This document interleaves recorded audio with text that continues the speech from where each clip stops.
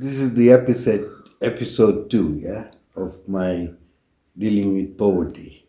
This one is little different. This one is my experiences of doing projects in India.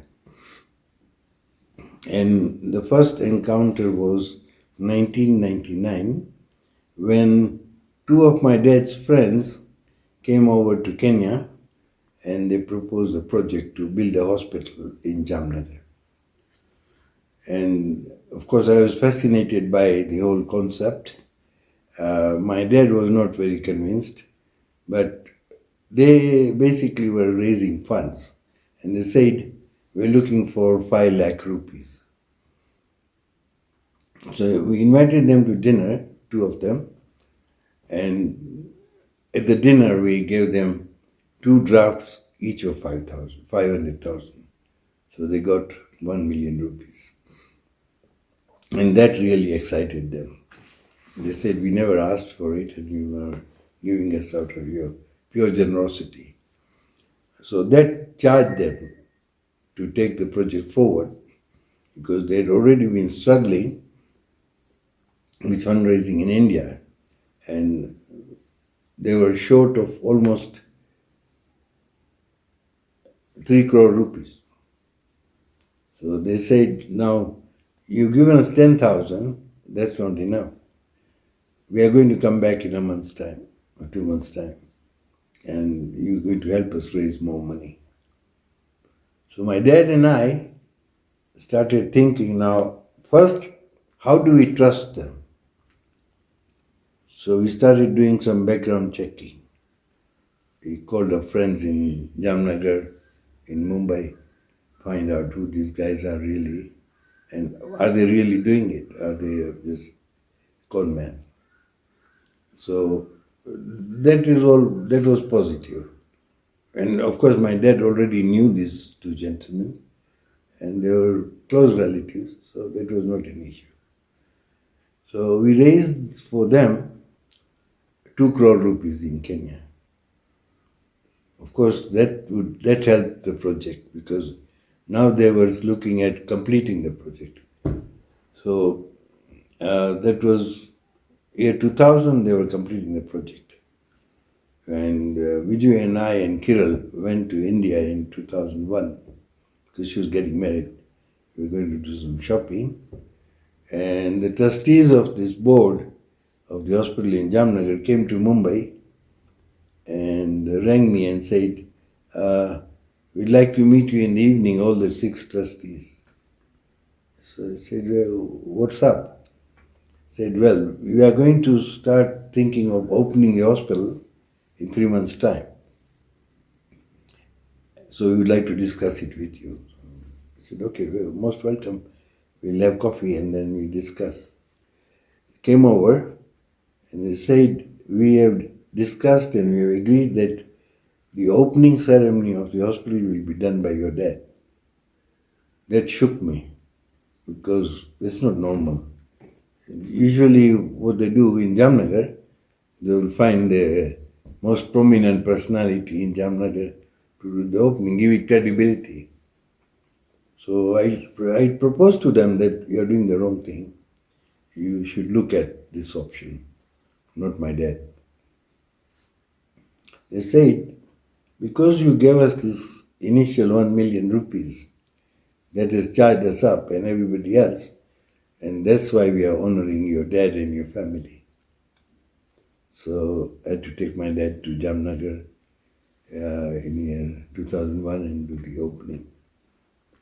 So at the opening, I started realizing how important this is, how important the project was, because they did a phenomenal opening.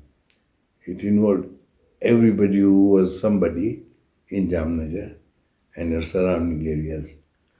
And that hospital became a landmark. That hospital ran very well, and they were serving the most poor people in Jamnagar and the surrounding areas. It was fantastic.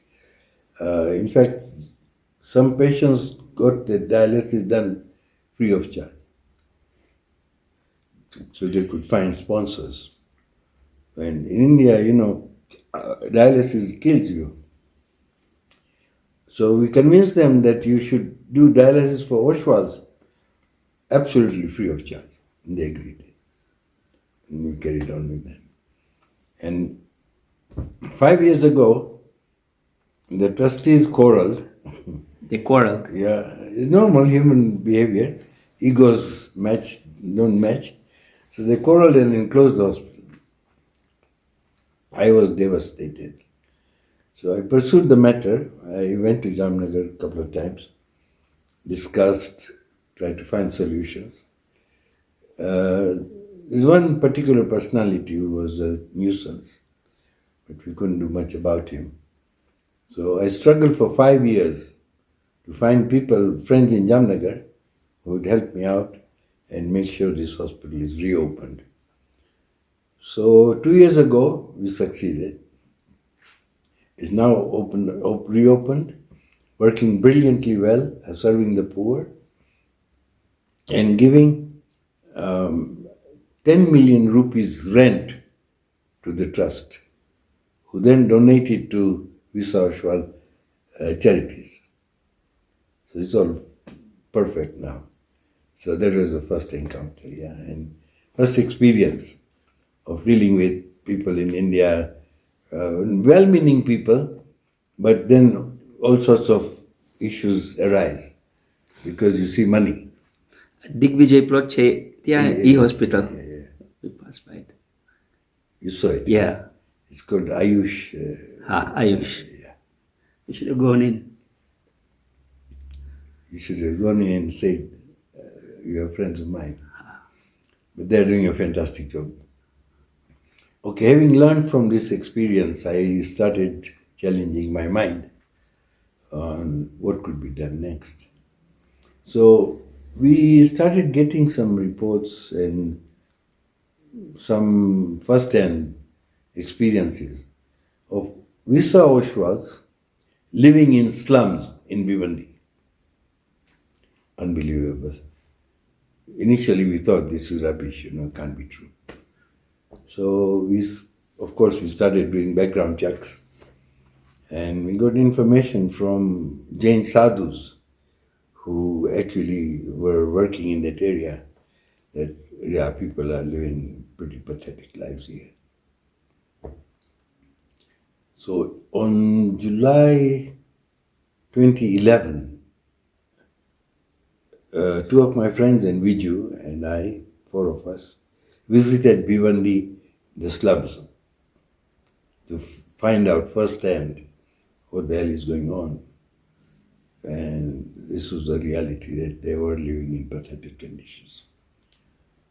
So before we went to India, we had already done a survey in Kenya with the Oshwals.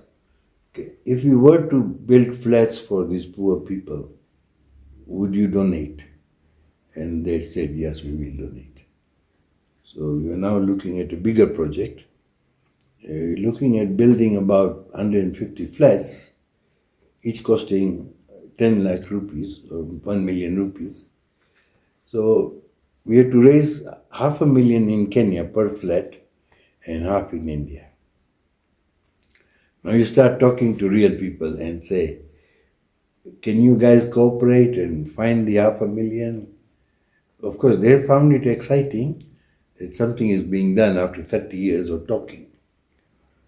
So it was challenges, yes, but exciting that it can be done. So we convinced them. It took us about 2 weeks of meetings to make sure that they understand what it's all about. So we said they agreed that they will cooperate. We formed a committee in India, formed a committee in Kenya. So the challenge was that this was going to be 15 crore rupees.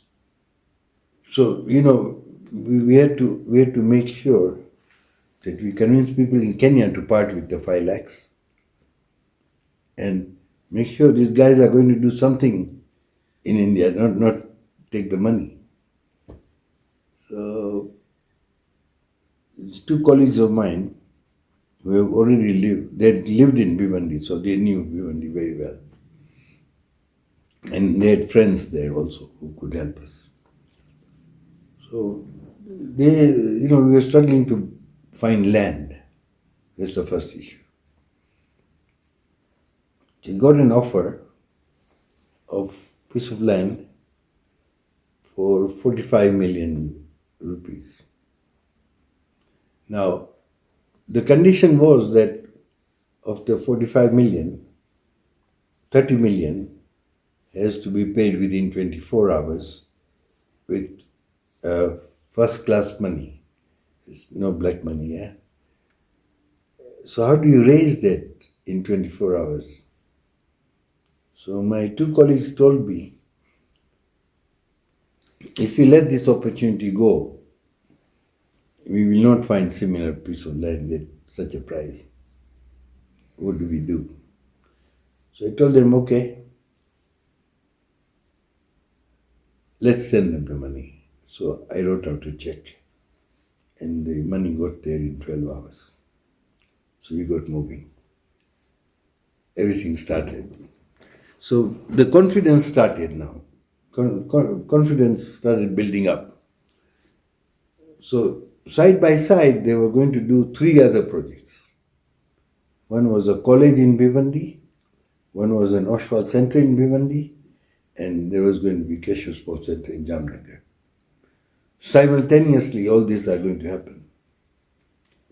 So, with the confidence that started building, one gentleman in India, a friend of ours, he parted with 20 million rupees donation. This first time ever that somebody had given 20 million rupees donation in India, Oshwals. So that went viral because everybody was very excited that this kind of money is being given. So they were not used to, nothing more than 100,000. Million was too much. 20 million is just out of the world. So they were very excited and they started pushing the projects, the college, the Oshwals Center, the Keshav Sports Center, and the whole community got excited. And some people parted with 100,000, 5 lakhs, 10 lakhs. So it started happening. And of course, we were very excited that we are doing something good and we must continue. So what we saw now happening, because 4 projects were being done simultaneously, and there was a lot of backbiting. Because there's always a group of people who are not part of it, who were part of it, now they are not. So they say, now we're going to screw it. So they start calling me from Jamnagar, from Bhiwandi, don't give these guys money, they are crooks, and they're not going to do anything, they just take your money. Now, these things carry on with so many people, donors, who have already given us million rupees, and they start ringing you. Have you heard somebody has stolen money? So you have to keep reassuring them that we are in control, nothing of this sort will happen. We must try and keep it going. So the first success after the hospital in Jamnagar was also in Jamnagar, where you probably stayed. You had stayed at Coorperation Center and Keshav Sports Center. So that was done in 2011. A very good friend of mine who was in charge. So they got a donation from a wonderful family of 13 million shillings. Now, there's a lot of backbiting and, people who don't want this to succeed. So why do you want a 5-star facility in Jamnagar? We are okay with what we have. So we went through that whole tirade, yeah? And wonderful thing happened in that same period when Keshav Sports Center was established. They did a global meet of all Oshwals all over the world. They invited everybody to Jamnagar. 6,000 people came to Jamnagar in 2012. And the guy who was doing it was this good friend of mine, and he organized the whole thing with 400 volunteers. Phenomenal. So he had come to Kenya for a visit. So one evening we were at Art Cafe and he asked me, what do you think should be the theme of this global meet? So I told him the only thing that comes to my mind is the Jamnagar boarding and the girls' hostel and the boys' boarding. So we create an alumni and you work on it for next 4 months before we do the global meet. So he kept ringing me, I talked to him. It was working. Somehow it started working. Alumni is not a done thing in India, really. So it got moving. So at the global meet, we invited, all these guys were ex-students. So I said, look, okay, part with 5,000, 10,000, 5, 10. So we collected 5 crores. It's phenomenal. That's good. Yeah. So, they had insisted that I have to also take part. I'm not a boarder. I said, okay, I enroll as a honorary alumni. And I gave them some money. So all this created so much excitement in India, unheard of. Because the institute there could not be trusted even with 10 million. No trust. Or so much backbiting and so much bad publicity, crooks and corruption. So we got over all that. So fortunately, the Oshwals in India started understanding the problems.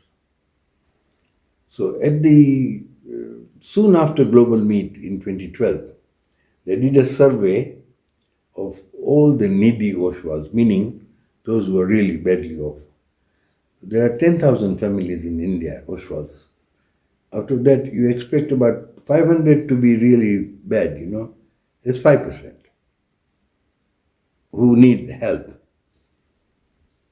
It's backbreaking work because you have to do this in the evening when you are free, do a survey, ask them to fill forms.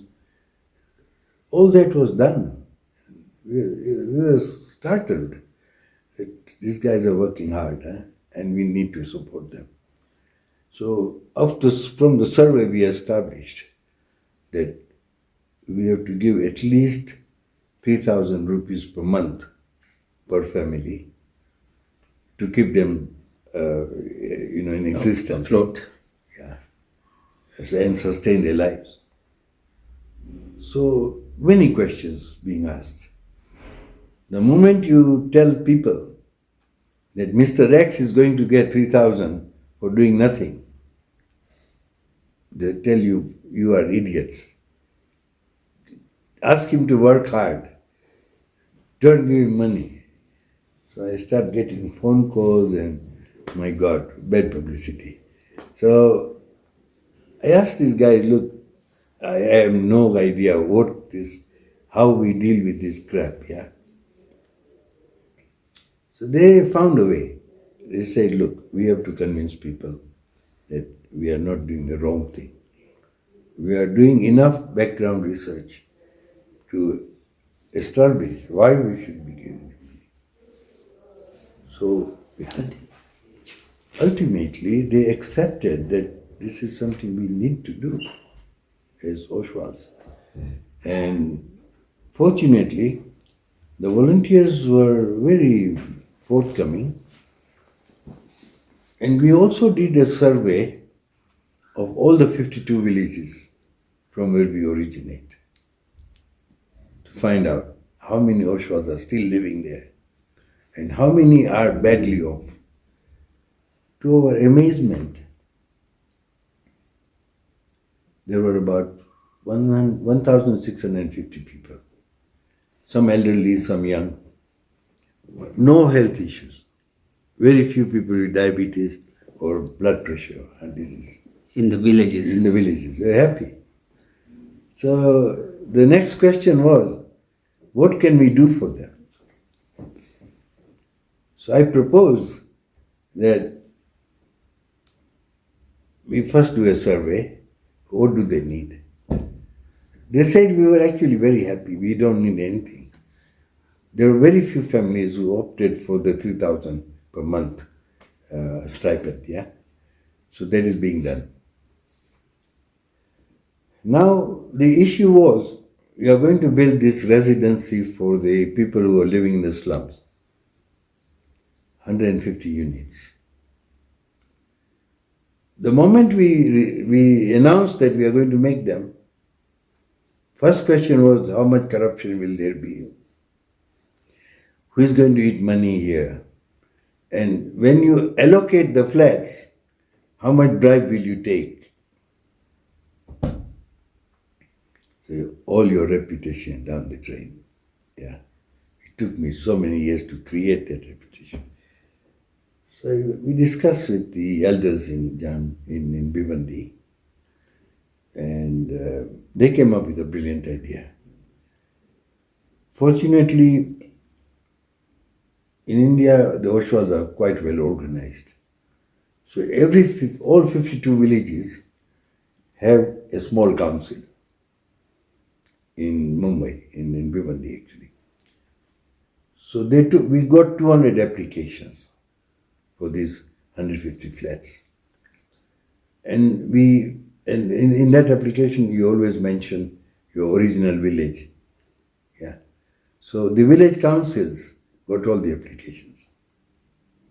Now, you fight amongst yourselves, decide who should get the 150 flats. We don't want anything to do with it. Neither does the community in India. It's going to be done by the village councils. It worked brilliantly. No complaints, nothing. And you'll be amazed how much they pay for these flats. They are rented and they pay 500 rupees per month.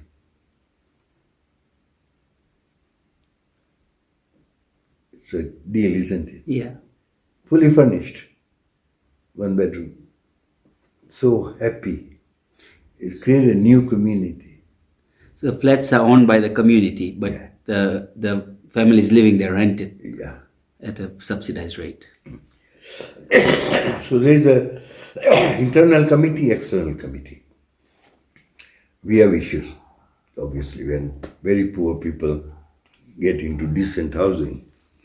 They have so many issues, yeah. They are not used to it, first of all. They were used to taking a bath in the open and using toilets outside in the field. Now they got a decent toilet, decent bath, decent kitchen, bedroom. Perfect, yeah. So it's a psychological issue. And then bad habits. Some were drinking, yeah, all that. So we have to deal with this, and we are dealing with it, and it's happening. That was perfect.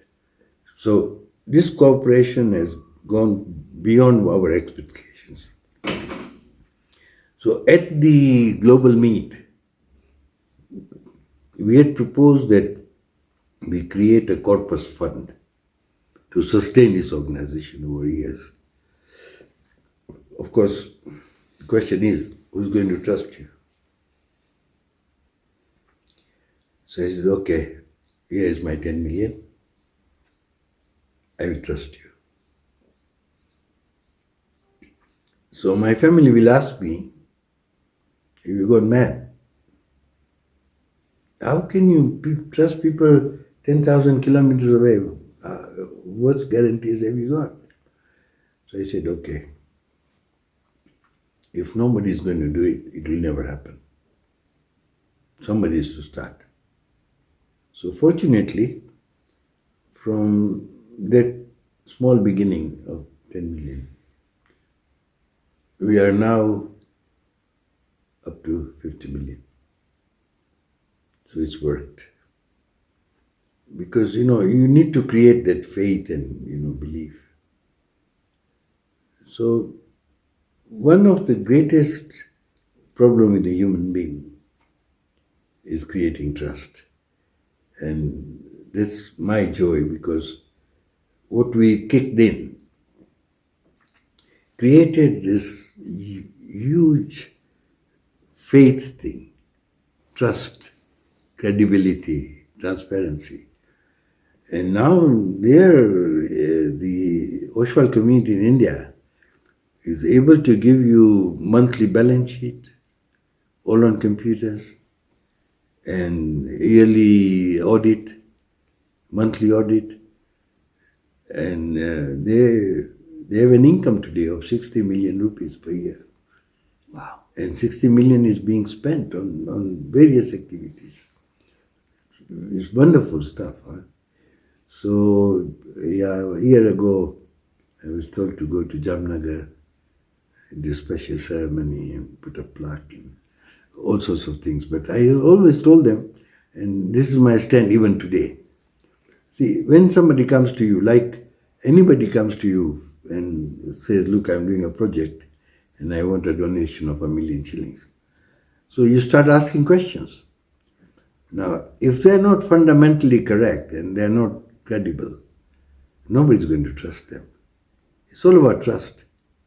And you see, in the recent history of charity, there is so much donor apathy, fatigue. Fatigue. Yeah, because people have proved that the 90% of the money collected is going to admin. Only 10 is being utilized. So this is what we got to create if you want to succeed. So this is what we managed to do, and which I am very proud of. A lot of cooperation from Oshwals and some wonderful people as well who are prepared to sacrifice. And also a big donor community. Today, I can safely say that there are about 200 Oshwal families whom you can approach by phone and say, can you send me 10,000 rupees? And they will. We've been trying. So you form this nucleus group whom you can rely on and who trust you that something is happening. So, learning from experience, creating credibility, creating trust, and also the future. So now the whole idea of this 50 crore endowment fund is to sustain the organization. We are one of the few organizations who are supported by the diaspora, and credibly. That's a great thing, that you are creating that kind of trust. And I'm very proud to say that I took the first risk and said, look, either you lose the whole money, the lot, and try again, or you succeed. But if you don't try, you'll never find out. So I'm so pleased to say that the Visa Oshwal community flourishing in India, and Kenya Oshwals have a big role. Yeah. And it's acknowledged throughout. Whenever you go to India, I'm sure you saw some of it in Jamnagar. Yeah, absolutely. So this is my experience, and I'm so happy, very happy that you took the initial risk, but it's worth it. Yeah. Thank you very much. Great. Thanks Thank for you. listening.